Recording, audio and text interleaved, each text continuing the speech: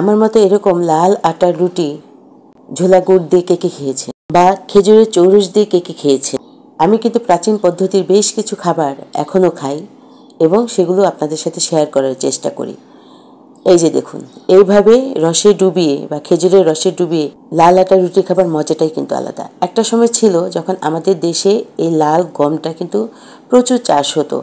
এই যে দেখুন, এই লাল আটাগুলোকে এইভাবে গরম পানি দিয়ে আমি খামির করে নিয়েছি, সাথে দিয়ে দিয়েছি পছন্দ মতো একটু লবণ। এটা কিন্তু ঠান্ডা পানি দিয়েও বানানো যায়। ঠান্ডা পানি দিয়ে বানালে কিন্তু সাথে সাথে খেলে বেশ ভালো লাগে, মিষ্টি মিষ্টি লাগে, বেশ ভালো লাগে।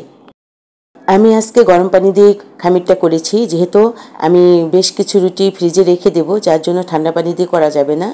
এখন আমার খামিরটা করা হয়ে গেলে আমি একে একে সমস্ত রুটিগুলো কিন্তু বেলে নেব।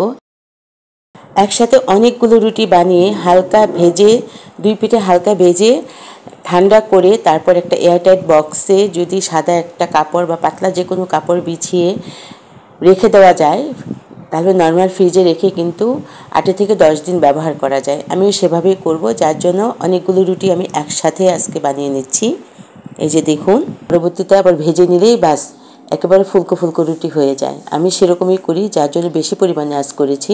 ডোটা একটু বেশি করে নিয়ে যদি মোটা করে বেলা হয় তাহলে কিন্তু রুটিগুলো খেতে ভালো লাগে, আর পাতলা করে বেললে কিন্তু অতটা ভালো লাগে। এই যে আমার সমস্ত রুটিগুলো কিন্তু একসাথে বেলা হয়ে গেছে। আমি যেই কটা খাবো শুধু সেই কটা আজকে বেশি করে ভেজে নেব, আর যেগুলো রেখে দেবো সেগুলো হালকা ছেঁকে ঠান্ডা করে তারপর ফ্রিজে রেখে দেবো, পরবর্তীতে ভেজে খাবো। এই দেখুন, আর এই লাল আটার রুটিগুলো কিন্তু একটু মোটা করে বেলতে হয়, তাহলে খেতে ভালো লাগে। এখন আমি একটা রুটি ভেজে আপনাদের দেখাচ্ছি। একটা ননস্টিক ফ্রাই প্যানে আমি এই রুটিগুলো ভেজে নিচ্ছি। একটা সময় কিন্তু গ্রামে গঞ্জে এই লাল আটার রুটিটার প্রচলন ছিল, এখন উঠেই গেছে। এখন সবাই সাদা আটার রুটি খায়, যেগুলো বেশিরভাগ আমাদের দেশের বাইরে থেকে আসে। কিন্তু লাল আটাটা বা লাল গমটা কিন্তু আমাদের দেশেই একসময় হতো, প্রচুর পরিমাণে হতো, খেতে মিষ্টি মিষ্টি লাগে।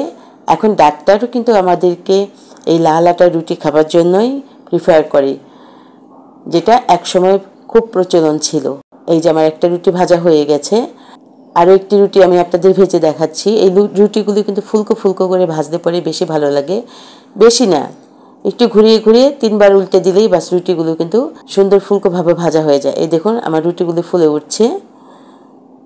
এই রুটিগুলো কিন্তু এমনিতেও গরম গরম খেতে বেশ ভালো লাগে। আমরা যখন গ্রামে থাকতাম তখন এই রুটিগুলো আমার মা ভেজে দিতেন একদিক থেকে, আর একদিক থেকে আমরা হাতে নিয়েই কিন্তু খেয়ে ফেলতাম, বেশ ভালো লাগতো। এখন এর প্রচলন প্রায় উঠেই গেছে।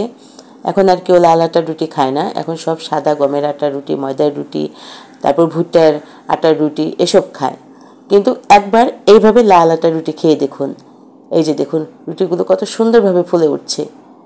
এবং রুটির কিন্তু বিশেষত্ব এখানে ভাজাটার ভিতরে, যে যত বেশি সুন্দর করে ভাজবে তত বেশি মজা। এই রুটিটাও আমার ভাজা হয়ে গেছে, আর যেগুলো আমি এখন খাবো না সেগুলো আমি রেখে দেবো একটা এয়ারটাইট বক্সে। আজকের এই রেসিপিটি কেমন লাগলো, যদি ভালো লেগে থাকে তাহলে পাশে থাকবেন, আমার চ্যানেলটি সাবস্ক্রাইব করবেন। আজ আর নয়, আল্লাহ হাফেজ।